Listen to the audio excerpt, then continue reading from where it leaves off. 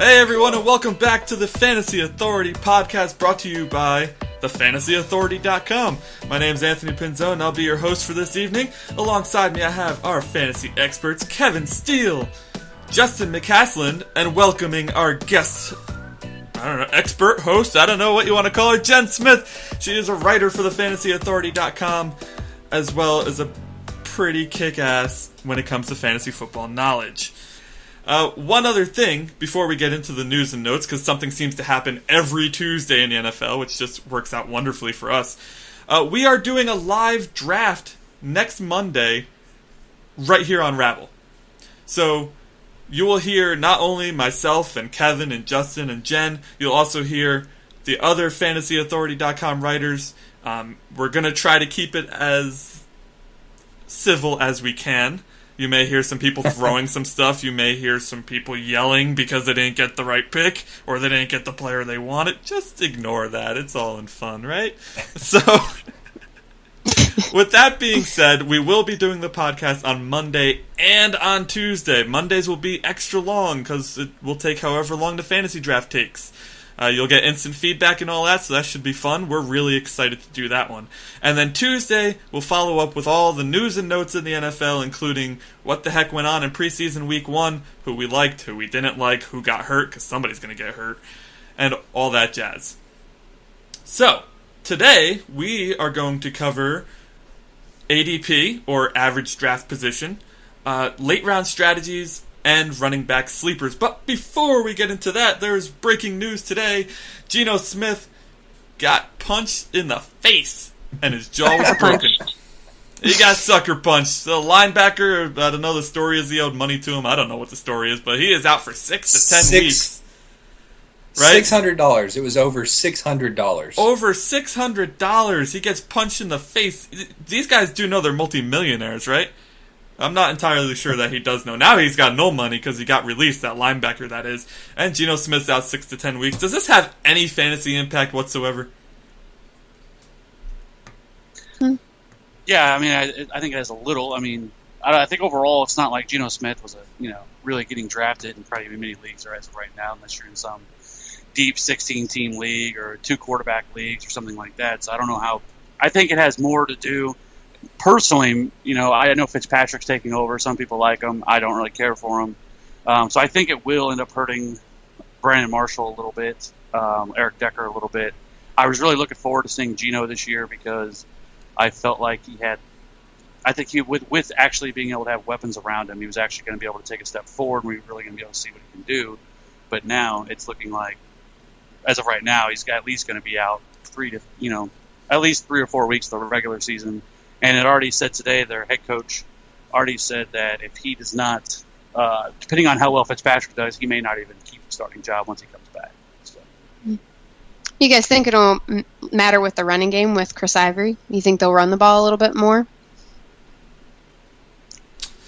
That's a good question. I don't know. I think... Go ahead. No, go ahead, Justin. I think it could affect it. I mean, Ryan Fitzpatrick, he's a decent passer, but they could key in on the run a little bit more. You do have to respect Brandon Marshall and Eric Decker on the outside, though.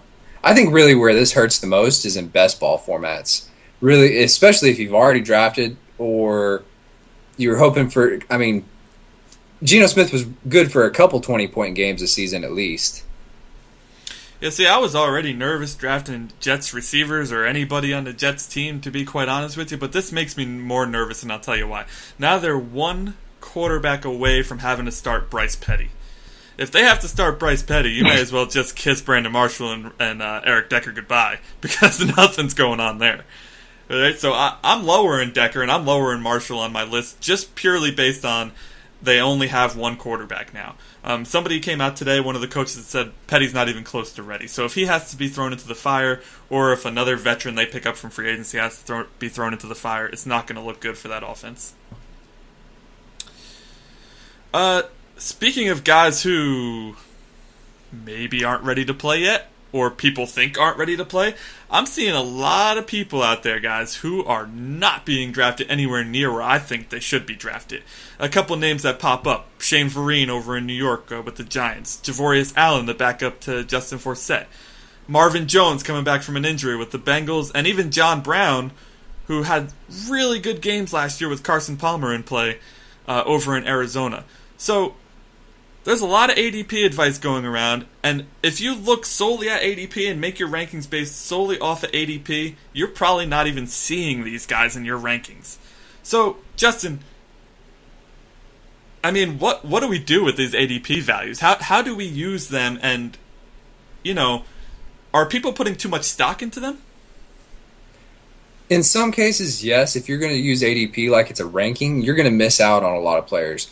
Because you've got some guys that are going to go in like the 4th round, and that same player may go in the 7th or 10th round. So their ADP, comes into the 5 range, and you're going to miss out if you're just waiting and strictly drafting on ADP. It's not a Bible. It's just an average depth position, draft position. That's where they're going on average. And like Fantasy Pros pulls together several different websites, and that it's just a more acute average. And so what you really want to do is make your own rankings. You're going to want to notice low ADPs based on lack of news, because the ADP takes a little bit of time to develop. So say, for instance, Arian Foster's injury last week. It's going to take 2, 3, 4 weeks before his ADP drops down to where his actual value is going to be. You're still going to need to decide for yourself where is a good spot to take him, and he's going to hold a lot of space on your roster. But there's a lot of players that their ADP, which a lot of people go off of, some sites use as their auto draft. ADP is like just where the next person drafts. So the ADP it's not rankings necessarily. And so there's some sleepers out there that you can get if you can recognize them. Right, absolutely. And a lot of the time that's I'll use the ADP myself to create my rankings, because it kind of gives you a little feel for where these guys are going to be going, and whether or not you like them better or worse than where they're going. Jen, what do you think? How you been using the ADP this offseason to kind of plan out your drafts? Well, basically, I've been looking at overall. I do use it to kind of give me an idea of where guys are going. But basically, as we're using it tonight, where we're talking about who are the guys that are overvalued, which are going earlier than maybe we think they should. Not saying they're bad guys to draft necessarily, but just saying that maybe people are reaching for them when there's some good talent around them. And then using it for also looking for the undervalued ones. So the sleepers, the people that the people you're drafting with might not be paying attention to, and then being able to snatch those people up when you draft for real later on this month or early September. So one guy, for example, if we're saying something for an overvalue, for that matter, I'm thinking Andre Johnson. I'm not saying he's not a good wide receiver. I'm not saying this year, now being with the Indianapolis Colts, away from Houston, that he's not refreshed, he's not rejuvenated. But at the same time, right now, he's going in the 4th round. And there's lots of talent around him where I feel like might be a better value. So let's just look at last year. Okay, he ended up number 41 wide receiver for fantasy at the end of the year. You can argue, the quarterback situation out there. You can argue he wasn't happy, he was frustrated in Texas. But the 2 years before that, he did a lot better. The thing about it is he needed 109 and 112 targets to get to there. He ended up 12 and 8. He went up in the top 15 wide receivers. But in Indianapolis, there's not that many targets to go around. I mean, you have so many weapons there this year that, upgrade, obviously huge upgrade in quarterback with luck. But he's got Hilton there, Fleener, Allen, Moncrief, Dorsett. I mean, people chopping at the bit, younger, faster wide receivers where he's going to have to split these. Like, just for example, Hilton, who had the top receptions last year, he had 82. So Johnson's not gonna get over 100 targets, and his touchdowns have been going down the past 3 years. Last year he only got 3. The year before that, 5. So he's just not going to get the numbers to end up where he's being drafted right now as a wide receiver 18. I think he's going to end up outside the 20. I think he's going to have a decent year. He's going to play good football. But as far as fantasy, people are going to have to temper their expectations a bit as far as he goes. I don't think he should be drafted right where he is right now. Yeah, and I think that's actually a brilliant point because a lot of people get caught up in a name, all right? Andre Johnson has been a name to trust in fantasy for as long as he's been in the league. And now him going with a quarterback like Andrew Luck, people are just buying into that. They're biting hard. You gotta stick with your rankings, though. If you don't think Andre Johnson is gonna be able to get 100 and some odd targets, and Jen just said the most catches that T.Y. had, and he's the number one receiver, is 82. All right, he's not going to get 132 targets because they got the Dwayne Allen and they got the running backs and they got, T.Y. and all that stuff. I think you have to kind of avoid the name. And I think, Kev, you have another big name guy here that you see being taken just way too early. Let's tell me a little bit about him. Yeah, for me, I think one player that's kind of what you were saying is being drafted on the name versus who they actually, what their system they're in now, and that's Jimmy Graham. He's going as a 28th off the board, number 2 tight end. And a lot of people are looking at him like he still plays for the Saints. When he went to from the Saints to Seattle, such a huge difference. Seattle's is a run first offense. Last year, the Saints were second in the league in passing and pass attempts at 659. Seattle was dead last with 454. Yeah, some of that could be said of who they actually had. They didn't have a Jimmy Graham last year, but I don't see Seattle all of a sudden turning into a pass-first offense. So the targets are going to be limited. Yes, I think he could be, I do think he's still going to have relevance. I don't think he's going to fall off the map. I do think he could be a strong red zone target. But I'm not taking him 28th overall. And and then when you look at Greg Olsen and you look at Travis Kelce, where they're going after them in the fifth or the fourth and the fifth round, I would much rather have either one of those two. When you know what you're going to get, you feel a lot more confident in what the player's going to do. When Jimmy Graham, it's really kind of a crapshoot right now because we don't know what the Seattle's going to do. They're still going to lean on their running game with Marshawn Lynch. So I just don't know if he makes sense to be able to use him there. And for me, I'm not taking him at 28 overall or at the beginning of the third round, or I don't even like him as a second overall tight end. I actually have him ranked fourth this year, below Kelce and Olsen, obviously Gronk first. But for me, I think there's too much of a risk there, and people are just drafting him off what his name is and not actually what his situation is. So, absolutely. Not to mention that he's a little injury prone. Right. Definitely. I mean, that's an understatement. Right, definitely. And, those are two big name guys. And Jimmy Graham especially, he's going to go high, right? I mean, I remember he was my keeper when he was in New Orleans, but you got to account for where they are. And Seattle is not a huge passing team. You can't expect them to all of a sudden become one just because they have Jimmy Graham. He may still do pretty well, but he's not going to do second, third round well. I just can't see it happening this year. So, Justin, you have somebody with a little lesser known name, and you think he's being overvalued right now. So, what can you tell me about him?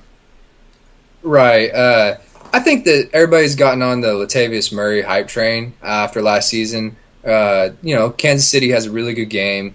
And not to say that he wasn't a very serviceable running back and that possibly Oakland didn't use him correctly, but he's going 42nd overall as the 21st running back, which that does leave a little wiggle room for, he's not going in the top 10. He's not crazy overvalued, but I think he's a little overvalued. He's going ahead of Joseph Randle, and Joseph Randle's got a better offensive line, and the Dallas Cowboys should be leading in games more often than Oakland, which typically leads to more rushes.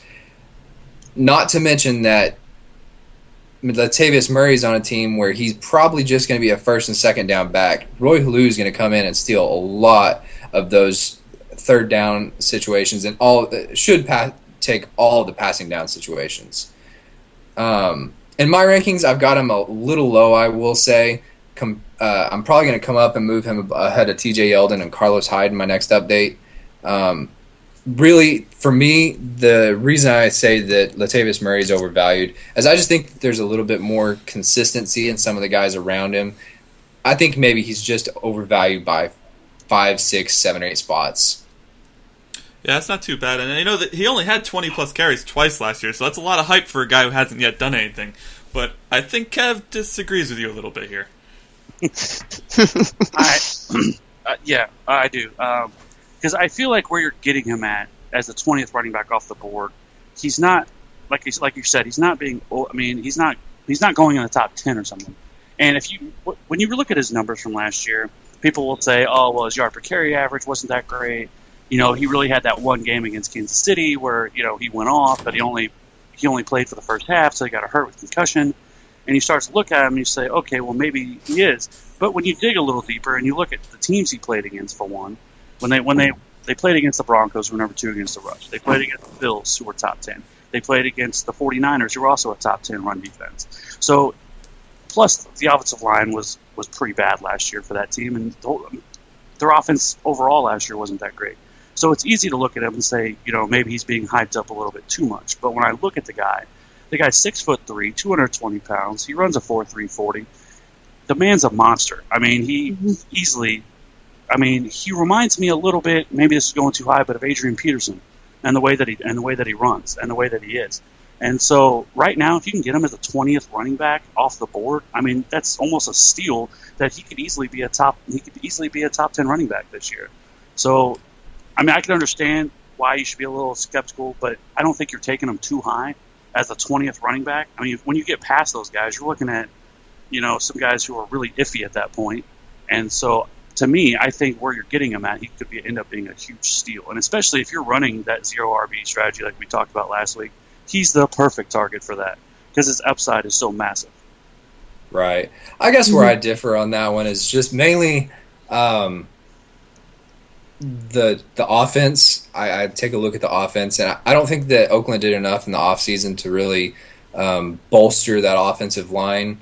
And I have a lot of faith in Roy Halou. I really do. I think that he's going to be a bigger player than a lot of people realize.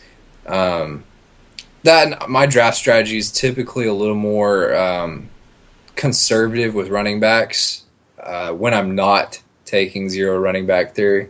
And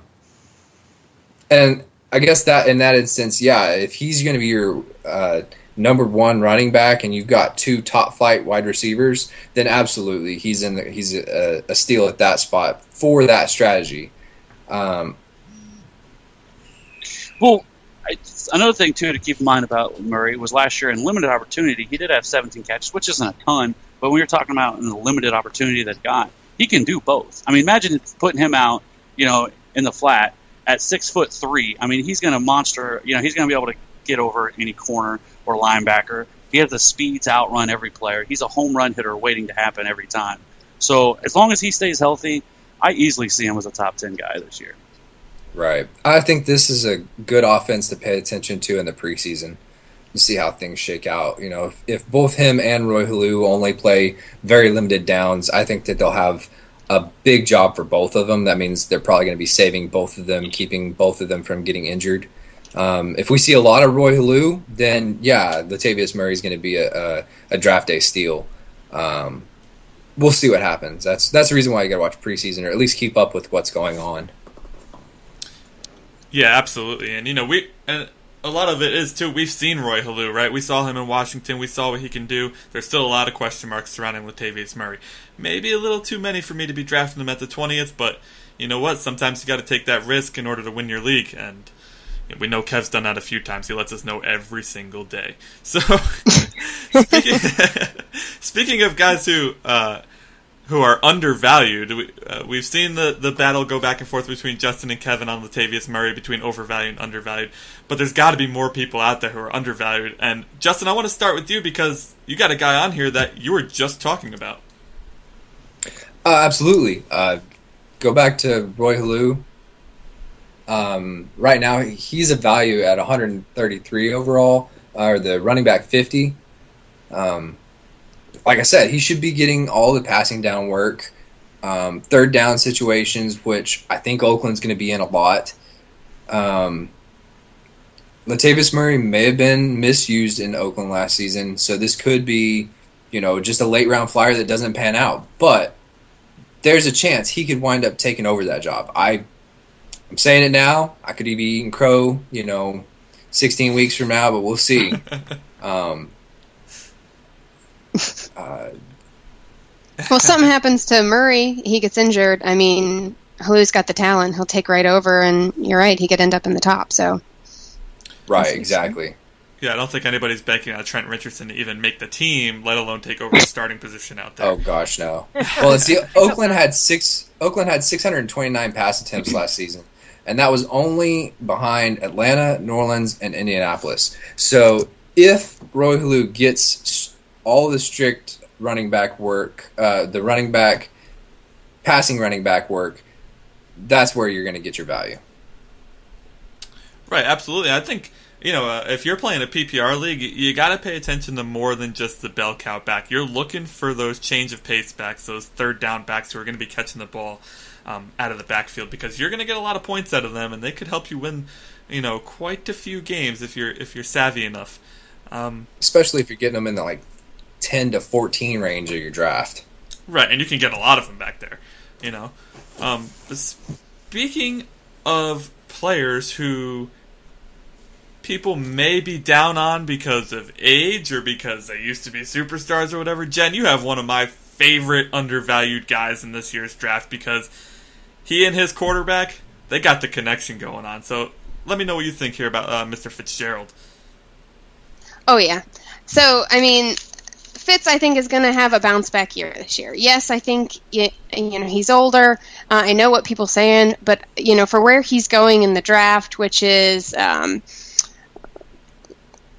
he's going in the 9th round. He's the wide receiver 40 off the board, and I just think for what he did last year and the chemistry he has with Palmer, like last year when Palmer was healthy, for those 6 games. Fitz went for 32 catches for 483 yards. If Palmer wouldn't have gotten injured, that would have kept Fitz on pace for an 85 catch, 1,200 yard, and 5 to 6 touchdown season. But because as soon as Palmer went out later, Fitz also had his own injuries and the shuffle in the quarterbacks. I think that really got in his way of being a top wide receiver. I know.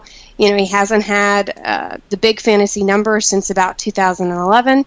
But I think with Palmer healthy, if he can stay that way and Fitz can stay that way, we could really see this year him bounce back, and especially for where he's going. So I'm not saying Fitz is going to be, up in the top 15 or anything like that, but I think he can give you rock solid, wide receiver 2, wide receiver 3 numbers right out of the board. And with the injury for Floyd, and I know he's not going to miss too much of the regular season, but, Fitz is out there making plays and is going to be in there when Floyd is out. So him and his teammate, I think, are going to be bumping up the ADPs as we speak. When I was first researching this, he was going in the 13th, and now he's going, higher in the 9th, 10th round. So people are already picking up on him, and so they need to be aware and maybe grab him in those late rounds. It's a steal. Yeah, if you're not willing to say it, I definitely will. If Carson Palmer is healthy all season long, I could see Fitz in the top 15 as a wide receiver 1. He was Absolutely. That good. He was that good. In 6 games with Palmer last year, he was, like you said, 85, 1,200, and 5 touchdowns or something like that? That's pretty darn good. I don't think he's losing a step at all. Right. Sticking to and he's going near people, like Wallace and Roddy White. So give me him over them any day. Oh, yeah, in the 9th round? Come on, give me a break. Absolutely. I'm taking Fitz over those guys every day of the week.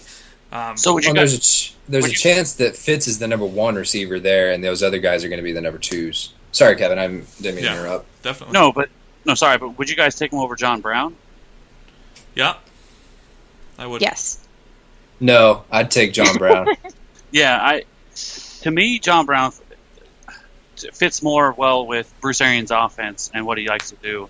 He's just like T.Y. Hilton, whenever Arians was OC in Indy. I think he's going to be used the same way. Right now, and John Brown's going right around the same time or the same area as Fitz is, right around the 9th round. I don't know. I just look at John Brown and I think he has massive upside. But I could see Fitzgerald, being another, serviceable 900 yards, 8-9 touchdowns this year. But if we're just talking about upside and who has the most, the biggest opportunity to actually be the biggest impact for that team, I think it's Brown. But that's just my opinion. Fitz might have a lower floor maybe, and maybe I could give you that Brown will have a higher upside. But just anything that's thrown around Fitz, he catches. He's just 2 passes out of 236 targets. He drops. So I don't know. It's hard to argue that. I just thought of something. Is there a possibility that the hype on these two guys makes Michael Floyd a bargain at some point, especially with his injury? Oh, yeah. Yeah. People, again, are writing off Michael Floyd, too. He's only going to be out 3 to 4 weeks, so he's going to be back probably by the start of the season. And so, but I think Floyd has always played his best with Palmer, and then once Palmer went out, he kind of started gradually going down. And people also don't realize that the last game of the year that Floyd went off for 130 yards and 2 touchdowns. He has it in him, and he definitely could be a steal this year because he's just going to continue to fall, and he could end up being 11th, 12th, 13th round pick. And if he goes there, I'll take him all day at that spot because he has a ton of upside. So he's got wide receiver 2 upside. Yeah. Right. Yeah, definitely. Well, Kev, he's not the only young receiver you like either. I'm looking here at the list of undervalued guys, and you have a guy I really like. You guys seem to pick everybody that I really love this year. Tell me a little bit about Charles Johnson over there in Minnesota. Yeah, I think last year, he was a complete unknown. Everybody, when he kind of started coming on in Minnesota, people were wondering, who is this guy? Where did he come from? Because he actually started the year off with the Browns practice squad, and once Jerome Simpson got released by the Vikings, they went looking for another wide receiver, and they went ahead and signed him off the practice squad. And he was also coming off a knee injury. So when you look at his numbers, as the year went on, farther later into the season, as he started recovering from the ACL surgery he had the year before, he really started to come into his own. And, he wasn't fantastic. He wasn't OBJ or something like that, but he did have a game where he went for 100 yards and a touchdown, and I think he really started to show what to expect from him and that he really is somebody to keep an eye on. But yet this year, he's not going there. As of right now, he's the 41st wide receiver off the board. I have him personally ranked to my own rankings on the fantasyauthority.com at 25. I think he's got wide receiver 2 written all over him. Everything that I've read about him out of camp, that he's killing it. He looks great. He's the real deal. It wasn't a fluke last year what we saw from him. And I really think, yes, they have Mike Wallace there now, and so people wonder, since Johnson really profiles kind of as a deep threat guy, because with his 4.3 speed, 6'2", that's kind of what you would think he profiles more as. But I think everything that I've read about him really shows that he can be a solid guy in short and intermediate routes. I think he's going to eat this year. I think people are going to really be upset by not taking him. Teddy Bridgewater is a guy I really like. I think the Vikings offense as a whole is going to be significantly better with AP back. And I think that's going to be huge for the offense. And so if I can get Charles Johnson where he's going currently right now in about the 9th or 10th round, I will be jumping for joy. So, who just all that explanation and the stats you're throwing out and everything, what he reminds me of last year, who everybody slept on, was Emmanuel Sanders over in Denver. What round was Emmanuel Sanders going last year? 9th, 10th round, and people were regretting that, let me tell you. I think Charles Johnson could be this year's Emmanuel Sanders. We have a little comment from Mrs. Matthews here. If I give you the date and time of my league's draft, will you guys rabble my draft and do all my picks so I'm guaranteed to win? Sure. There we go. Sign Jen up. She's going to do it for you. Heck, follow me on Twitter at FantasyWrath13, and I'll do the draft for you if you like. Look at that. We were all about helping you. Kev does a lot of people's drafts. It's really quite shocking. I need to start up a service or something on it so I start getting paid for this. There you go. We can make some money on the side.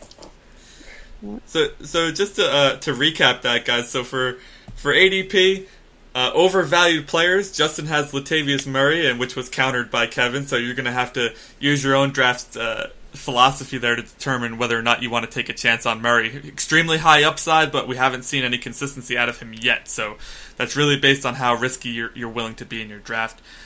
Jen has Andre Johnson as overvalued as a name being taken in the 4th round, where he's probably not going to get as many targets as he once did. And she has Larry Fitzgerald, one of my favorite players this year, being taken in the 9th round as undervalued. Justin has Roy Halou undervalued over there, so he went with the Raiders' backfield completely on this one. And then Kevin has Jimmy Graham overvalued. He's being taken as the second tight end off the board right now in the second or third rounds. Don't think he's going to do that much in Seattle. They just don't have that pass-first offense that we're used to down in New Orleans with Graham. And Vikings wide receiver Charles Johnson as an undervalued player this year. He's going to, he was a guy that came on the scene. He came out of nowhere at the end of the last season, finished really strong, and everything out of camp says that he will be really strong again this year, and you can get him in what round? He's going right around the 9th, 10th round. Oh, and Jen, you have... Oh, sorry, Jen, it looks like you have one more undervalued guy here. Why don't you tell me about this Tampa receiver? Yeah, if we had a minute, I just wanted to say I didn't want us to move on without talking about Vincent Jackson, because I think I'm really high on him, and I think a lot of people are underestimating him, and he's a big one. I mean, the more research I did on him, the more I'm thinking, I can't believe people are drafting him. He's at wide receiver 28 right now. He had a bad year last year, but I think that's because of the quarterback. I mean, McCown and Glennon and that shuffle, and so he ended up not doing very well. But the 2 years before that, 2013, 2012, he was a top 14 and a top 6 wide receiver in fantasy at the end of the year. So, I mean, the touchdowns, he only got 2 last year, but that was the least amount of touchdowns that he's had since 2010. He's durable. He plays all of his games. He's played all of them the past 3 years. And now he's got an upgrade in Winston at quarterback. And I just think this is the year where he bounces back and he could end up inside the top 15. So I just didn't want that to go unsaid. I want people to really pay attention to that and really give him a shot. I mean, the years before last, he had 7, 8, and 9 touchdowns. And third straight season with 1,000 yards. I mean, I think he's a lot upside, and I don't want people to forget about him. Well, and going along that line, Mike Evans' touchdowns have got to come back to the mean. He's not going to score as many touchdowns as he did last season every year. It's just not going to happen. No, I would think not. Just like James Jones the year before, eventually they come back down to earth and their touchdown total kind of averages out. And, somebody's got to get those touchdowns down there in Tampa, and why not Vincent Jackson? Like Jen said, he's been pretty productive every other year when he had a stable quarterback, and now with Jameis Winston, they're hoping that they have a stable solution there at the position. Now, and they have to pay attention to Mike Evans on the other side, and so it'll give some opportunity for Jackson to get some more targets. Yeah, absolutely. Now, all of this stuff, and even when we get into the running back sleepers later, it all ties into one thing, and that's paying attention later on in the draft and going in with a strategy for the later rounds. Kev is a mastermind at this, so we're going to let him take over this here. Kev, can you explain the importance of the late round strategy to our users? Yeah, I actually think people are every time they look at their late round, they end up what the biggest problem with it is a lot of times they don't even look at it. They just swing for the fences on it, and they just anyway. But yeah, I think people go into it swinging it, not really paying attention to what they're doing. Just kind of just goes with it, and whatever happens. And I think that's a terrible way to go.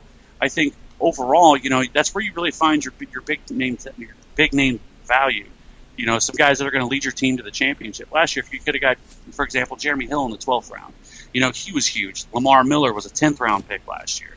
Odell Beckham Jr. was huge. I mean, all those guys went late in the draft, and most people don't pay attention to that. Most people are so worried. Every time on Twitter, every question I seem to get is, who should I go with in the first pick? Who should I look at the turn? Who should I go in the second round? And to me, it's crazy because, yes, those rounds are important, but everybody knows those. You're not pulling one over on somebody on that. Yeah, sure, you may be able to get somebody. You might like somebody a little higher than the other guy, and maybe it works out. But overall, you're not going to win your league off that. You're going to win your league in those late rounds. You're going to win your league, for example, getting a guy like you this year, like Buck Allen, or David Johnson, or Marvin Jones, who's being way undervalued, or the guys we just mentioned, like Charles Johnson or Roy Halou if you're in a PPR. Things like that is how you're going to win your league. You're not going to win your league. And to me, I think the smartest way to go about it is to try to hit a home run every time. Who cares about – because I don't care. I don't want guys who are just going to be 700 yards and 3 touchdowns, and that's what a lot of people go for. They'll go for the Michael Crabtrees of the world. or and players like that, instead of going with the high upside guys like a Devontae Parker. And those guys, heck, they may not pan out. Maybe you only hit but if you hit on one, and one of them turns into be a wide receiver 1 or an RB1, then you killed it, because your team just got substantially better. And if you can hit on a couple of those guys, trade bait, and then you can turn around, and let's say you're weak at quarterback or weak at a position, you can turn around, flip those guys for a position you really need. And so to me, I feel like you're a lot better off going for a position of value, or going for the high upside pick, versus going with something that would be deemed safe, or somebody that that from week to week is not going to be consistent, but he may give you a couple weeks of good fantasy points. So that's just my opinion on it, or view on it. Absolutely. Late in the rounds, that's where you got to swing for the fences. The first few rounds, that's where I think, Matthew Berry says you don't lose your draft in the first few rounds, or don't win your draft in the first few rounds, but you can lose it. And then the late rounds, that's definitely where you win. You just, like Kevin said, you want to swing for the fences. You want to stock up on the rookies that are in good situations. Rookies where, maybe the third down back is wide open, or the incumbent starter has injury problems, or maybe, got benched for fumbling issues, looking at you, New England. Of course, you might want to avoid that backfield altogether, but they do have some late round upside. Just don't get sucked into taking them too early. Yeah, so maybe you're looking in the beginning for somebody with consistency, and at the end, you might just look at it like weekly. Who might, on any given week, be able to get you the points you need to get the win to get into playoffs at the end? The high upside guys. Yeah, definitely. A lot of the time in my drafts late on, what I see is guys just picking people based on name because they didn't do their research. They didn't look up anything past a certain rank, right? So they have their top 25 in each position, and then it gets down to the 13th, 14th round, and those guys are all gone, and they're like, well, I don't know, let me just take Tiki Barber, because they know his name. He's not in the league anymore, but they don't care, So I think, knowing who is available late and paying attention to the preseason. You don't have to do a ton of research. We understand everybody has jobs. You don't have a ton of time. But that's what you use podcasts like this and sites like this. We will tell you who to pay attention to. And that way you'll go in prepared and you won't have to sit there scrambling at the last minute because you have no idea who Charles Johnson is or Roy Halou is. Justin didn't get a chance to mention him, but Cole Beasley is a nice sleeper this year. If you don't know who he is, you're not going to have any idea. And that's exactly how you win your league late on in a draft. Mrs. Matthews saying, what you're telling me is even though I love Rodgers and I'm able to draft him, I'm still going to suck if I don't have it together in the later rounds. Absolutely. Yeah. And Rodgers he can't be your whole team. Right. And if you're Kevin, you're not taking Rodgers. But if you're any of the rest of us, I think we would probably... It depends on the round. Third round. No, go with guys like Dorial Green Beckham. Go with Buck Allen. Go with Matt Jones from Washington. Go with those guys. Go with Amir Abdullah. Or I guess he's not down there. But I'm just saying, go with those guys. The Marlon Browns of the world. The guys people coming back from injury. Oh yeah. Right. Yeah. Because you forgot about him. They forgot about him. Right. Don't go with the guy that you've heard of just because he's a name. Do a little research. Go over to fantasyauthority.com. We got all kinds of articles and things you can read to help you out and when you're and to guide you in the way of doing this. I understand you guys aren't crazy like we are and that's all you think about, like me. So I understand. Just do some research and you'll be fine. Right. Right, and like we promised, we will give you people to look out for, and that's exactly what we're going to do right now. So get out your pen and your pad, or get out your notepad on your computer, wherever you are, and write these guys down, because we're going to give you some late-round running backs to pay attention to that could help you win your league this year. I'm going to start this one off, guys. I haven't had a chance to kind of dive in here, so I'm a little anxious. So I'm actually going to go with the New York Jet, even though earlier on in the podcast I said, I'm avoiding the Jets because first of all, I'm a Dolphins fan, so it's really hard to pick a Jet. But second of all, they only have one quarterback, and if he goes down, all the positions are in trouble. But a guy I like on the Jets is Chris Ivory. He is the 33rd running back coming off the board right now, 88th overall. Let me tell you a little bit about Chris Ivory. He only averaged 12 carries a game under Rex Ryan because Rex had this running back by committee approach. He put Bilal Powell in, if that's how you say his name. I have no idea. It sounds like gibberish. He put him in for half the carries 2 years ago. Bilal Powell had 170 some odd carries 2 years ago, and Chris Ivory only had 180. Is this guy out of his mind? Chris Ivory is averaging 4.35 yards per carry in his career as a Jet, with 53 yards per game on only 12 carries per game. And he's had 5 games of 100-plus yards. And that's unbelievable. He only gets 12 carries a game, and he has 5 games of 100-plus yards in 2 seasons. If they give this guy 20 carries a game, he will average 87 yards a game, which is 8.7 fantasy points just from rushing yards alone. If you extrapolate his numbers to a full season at 20 carries a game, he's looking at a little under 1,400 yards with 5 touchdowns and almost 170 fantasy points, which is the running back 14 last year. So you're getting a guy in the top 15 of running backs at the 33rd spot if he's given the production. Now, if you're looking at running backs this late in the draft, you're looking for upside. That's the upside you're looking for. He only averages 12 carries a game, so if you're going based on past production, you may be a little iffy, but he has the potential to get 20 carries a game, and if he does, he's going to be a top 15 running back this year. You guys opposed to that at all? Any Chris Ivory haters in the room? No, I love that pick. Yeah. So Justin, especially for zero running back theory, right? And Justin said I had to go with Ivory because you stole my sleeper, who is another guy I really like. So why don't you tell me a little bit about him over there in San Diego? Yeah, I've got a little bit of a man crush on Danny Woodhead. I like Danny Woodhead because I think Melvin Gordon's going to have more issues than people realize this year. I know that he was taken in the first round, but he has ball security issues. He fumbled 6 times over his last 5 games in college. He struggled in pass protection this offseason in camp, and he also just has a little bit of lack of experience as a receiver. I think that Danny Woodhead is going to easily be in for every passing down situation. I think that I sound like a resounding gong with this whole passing down back thing, but I'm a PPR player just through and through. I play standard just to humor these guys on occasion. The last full season that Danny Woodhead had as a Charger, he had 3 20-plus games. Last season, LaShawn McCoy only had 4-plus games, just to give you a little bit of perspective.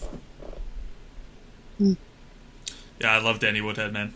He's my favorite, especially in PPR. What was he? He was top 15? Maybe higher than that? He was top 10 top 2 10. years ago before he got hurt. Before he got hurt. And they have a rookie running back starting. I mean, I'm not going to tell you what to do, but if you're not drafting Danny Woodhead in a PPR league, you're a little bit crazy. So, Jen, you have a guy that I am almost sure very few people have heard of. Mm-hmm. But they need to know who he is, because the guy in front of him, he gets hurt all the time. So tell me about him. Yeah, the guy I'm going to talk about is Cameron Artis-Payne. So he is a running back on the Carolina Panthers behind Jonathan Stewart. He's undrafted right now. People aren't even paying attention to him. If they are, they're in the very later rounds. And John Stewart is injury prone. He missed 3 games last season with an ankle injury.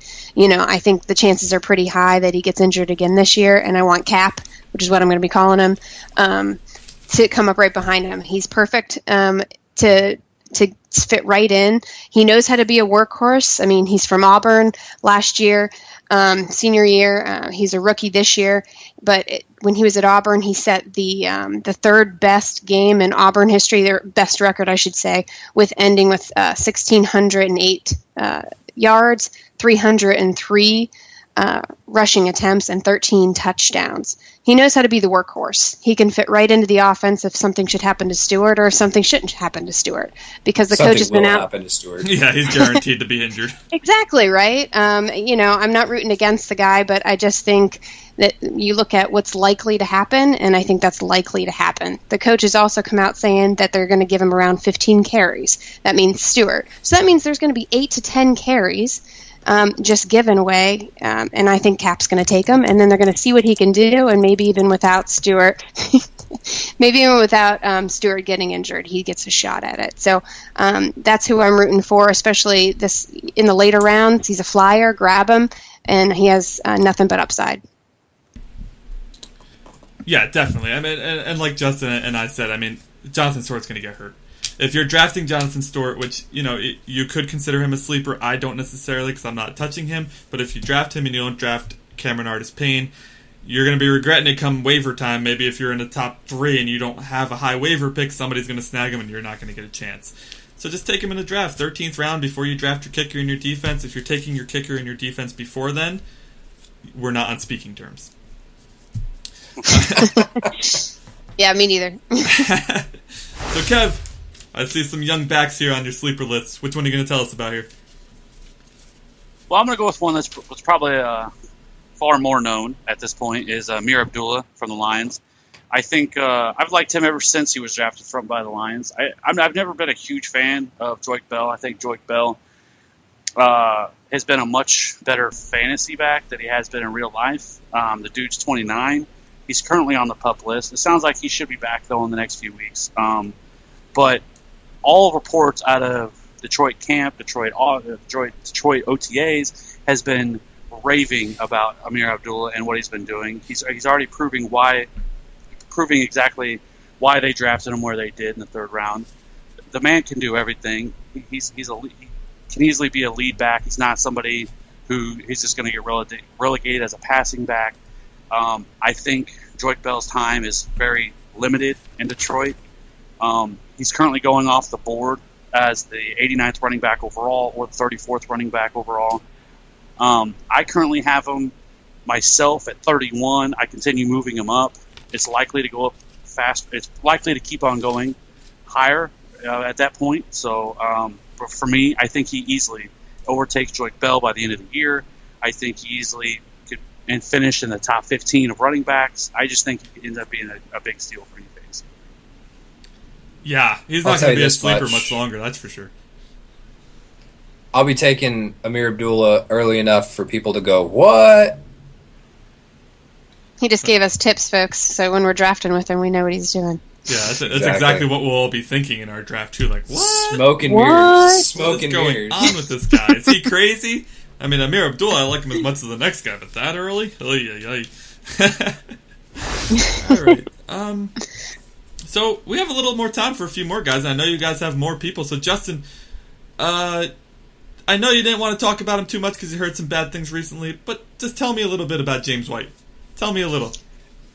All right. I'll talk about him. Even though he's a Patriots running back, which is just asking for punishment, drafting them.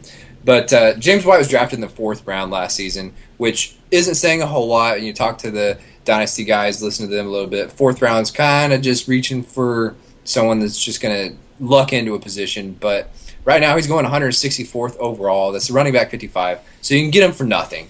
The crazy thing is he's going behind the kicker in New England, which is saying something. But also 5 defenses, Monty Ball and Charles Sims. I think that James White has a better chance to become fantasy relevant than any of these guys. Now, granted, listen to pretty much everything I say through a PPR lens.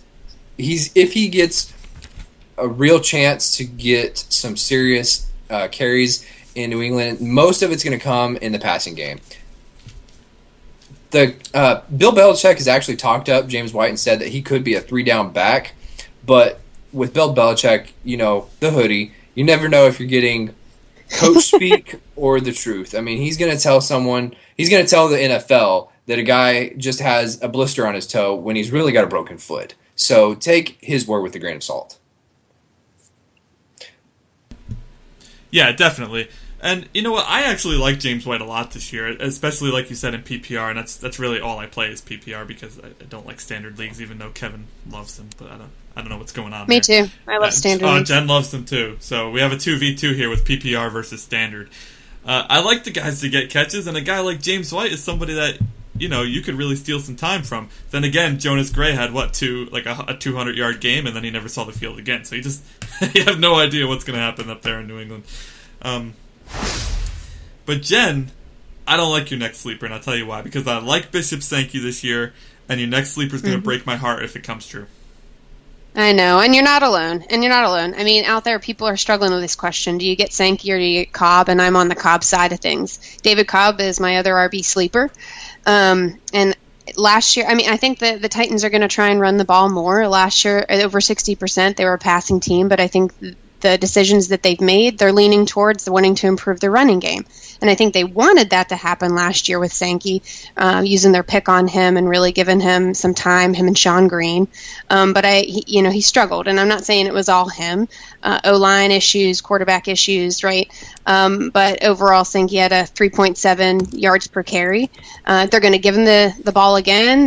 He's the RB1 right now, so I understand why people are going to draft him. But I think Cobb is the guy that might come in and steal that away during the year. I think he's fit for this offense. I think he finds the holes. He's a power runner. And he's out of Minnesota. Last year, he went for 1,626 yards. He can handle a workload. He had over 5 yards per carry. And 2 games with over 200 yards. So right now he's going in the 13th round, which I think is way too low and obviously a steal. So if you're weighing it, Sankey or him, and maybe we'll see in preseason what they look like and how things shake out. But I think he's got a shot at it, and that's what you're looking for at the end of your draft, are the ones with a lot of upside. If something happens to Sankey, or again like last year, something just doesn't work right, he's right there waiting in the wings, and I think he's gonna take it over. Yeah, I'm really hoping that the addition of Mariota there, actually have a quarterback presence, will help improve the run game. The offensive line is still a little iffy, but, I mean, come on, you're an NFL running back. You got to learn how to run no matter how good your line is. Mm-hmm. Now, Kev, your next sleeper. Everybody across the world is going to hate your guts when you say who your next sleeper is. So I'm going to let you do it, because I don't want to ruin it. I'm going to let you take it away and let you be the bearer of bad news. The anticipation is killing me. Lay it on us.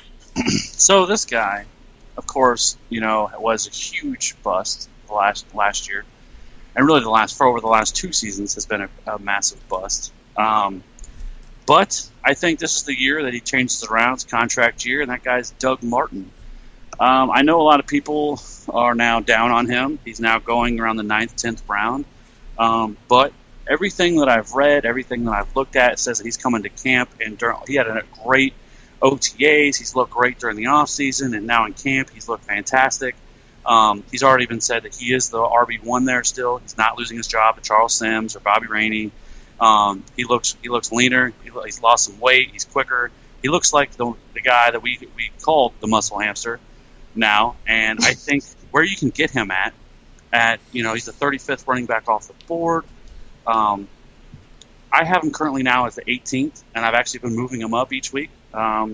I think that he can be a guy a lot like Lamar Miller last year. You got in the 10th round. People really weren't sure about. People were down on him because, Lamar Miller last year, the year before, they just didn't, the Dolphins are the Dolphins, and they just didn't want to use them very much. And so now from here on there, yes, 18th. I think he honestly can give you this year. I think he could easily be a great RB2, and I think he still has RB1 upside. I think their offense now is going to be much better with Winston there. They've improved their offensive line with Mike Evans and Vincent Jackson, like Jen mentioned. I think and Austin Seferian-Jenkins, who I love. I think their offense is going to take a step forward. I think they are actually going to compete this year in the NFC South. And I would definitely look to take him, especially where you're getting him at. If you take him and he busts out, you didn't really spend a lot on him. You spent a 9th, 10th round pick on him. But if he hits, again, another guy, and if you're in the 0 running back camp like I am, then another guy that you're just padding your stats with. Kev, can I ask you, just to give listeners a little bit of a reference, who might you that are being drafted right around Martin, higher than him right now, who would you draft over him? I would take over him right now. Mm-hmm. Right now, I would say that's guys that are going around him. At least, or take him over. I guess I said that wrong. Who would you take him over? That's getting drafted around him right now. Right now, at where he's going, I would take easily. A guy that's right around him is Frank Gore. I would take him over Frank Gore. And I'm not. Everybody's on the Frank Gore bandwagon this year. I'm not. I don't think he's going to be used nearly as much as people think he's going to be. I think Boom Herron still has a role there. I think he's going to still see a significant timeshare there. But I think everybody's so high on Frank Gore, and I'm not as high. I don't think he's the guy that I would go with. I would take Doug Martin over him. People are going to say I'm crazy. But that's me. That's the way I like to do things. When everybody's zigging, I'm zagging. And like I said, that's typically how sleeper picks are, though, right? They look at you like you're crazy, and then you laugh all the way to the bank, right? Right. Well, and I think it should be said that Frank Gore is probably going to be going quite a bit higher than Doug Martin. And when you say you prefer Doug Martin over Frank Gore, you probably mean at their respective prices. Is that right? Right. Right. Frank Gore's the 13th overall back to Doug Martin's 35th. I can see the value being there for Dougie in that situation. Because you're probably going to be going for wide receiver when everybody else is going to take Frank Gore. Yeah, I'm not saying I'm going to take Frank Gore or Doug Martin in the third round. No, that's not right. Exactly. I think we needed to clarify that for some people out there. I tell you what, though, there's some terrible running backs going around Doug Martin going before Doug Martin, including Darren McFadden, Carlos Hyde. Carlos Hyde. You're looking at Rashad Jennings, Trey Mason, Isaiah Crowell, Alfred Blue right now. Mm-hmm. My boy Chris Ivory that I mentioned before. That would be a toss-up for me if they were both still on the board. It'd be a tough one. So Doug Martin is definitely one of those people that we were talking about before in the ADP segment that is much lower than he probably should be on your draft board. Sure. Okay. And keep in mind, guys, all of this is going to completely change once preseason starts. Once the preseason games start playing and we get to see who can play and who can't play, especially when it comes to the rookies and the guys that we haven't seen a lot of. We talked about a lot of these guys tonight with Amir Abdullah, David Cobb, Artis-Payne. We haven't seen Danny Woodhead in a year, so it'll be nice to see him out there. Roy Halou. Once you start to get a look at these guys and get a feel for them, they're going to start rising and falling. Jen mentioned before that Fitzgerald was being drafted in the 13th round, is already up to the 9th round. So we'll do our best to keep you up to date on that. We'll get some riser and faller articles out there to keep you up to date on who's rising, who's fallen, and who you should be keeping an eye on in there. Who you should take advantage of, and who you should just let them rise, let them go. Don't even bother taking them. So we have only one question tonight, unless you guys in the chat have another one. This was something that we got on Twitter the other day that we did not have time to mention in the previous podcast, and it's a very good question. If there is a run on a position, how are you reacting?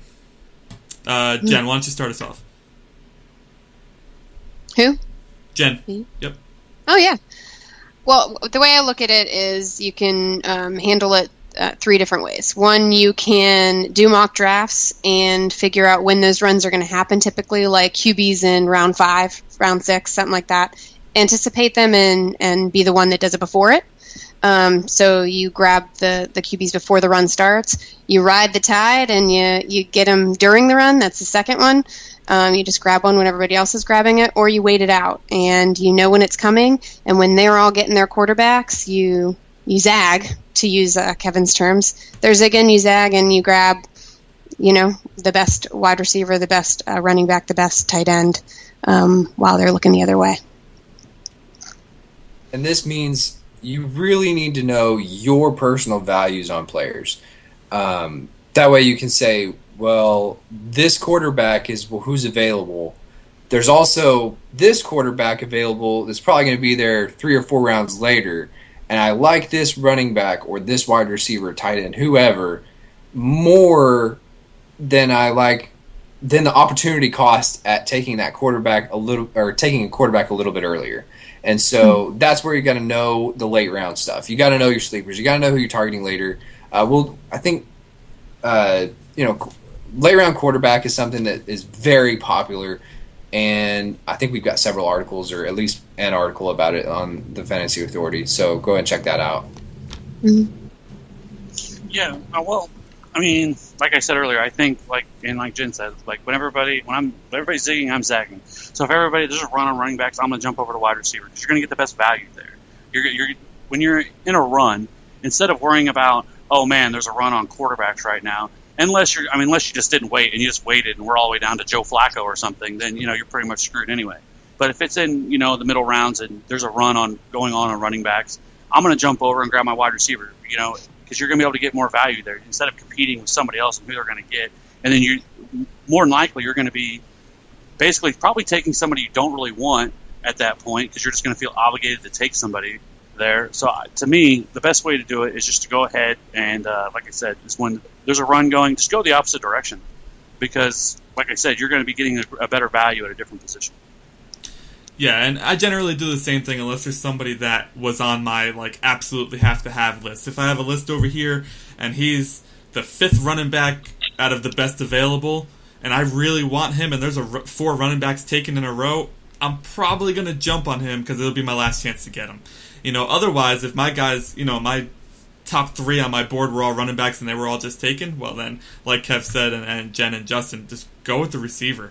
You can get a running back later with some high upside and just hope for the best on that. There's no point in jumping in on a guy that you don't really like. If you don't like Chris Ivory and he's the guy you end up with available at that point, then don't take him. Don't take anybody that you don't like, because then you're going to regret it later and you're going to end up making roster moves to make up for it, and then your whole season is just going to be lost quicker than you could even think about it.